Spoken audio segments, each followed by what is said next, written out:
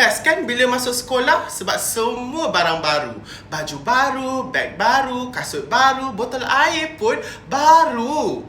Tapi kat korang, kita ni tahu tak mak ayah kena keluarkan belanja yang banyak. Jadi, ini satu berita baik. Kerajaan dah janji nak bagi bantuan awal persekolahan atau BAP yang akan mula diagihkan minggu ini. Menurut cikgu-cikgu, duit bantuan RM150 ni sebenarnya dah masuk akaun sekolah.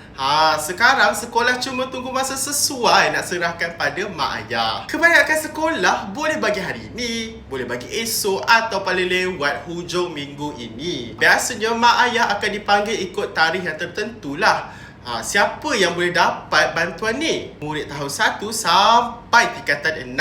Ramai tau. Lebih kurang 5.2 juta murid seluruh negara. Mak ayah pun cakap bantuan ni memang banyaklah membantu. Boleh beli barang sekolah. Lagi-lagi kalau jenis adik-beradik dia ramai. Dan jangan risau. Minggu pertama sekolah bukan terus belajar kuat-kuat. Biasanya sesi suai kedai dulu, daftar nama dan jumpa cikgu serta kawan baru dulu.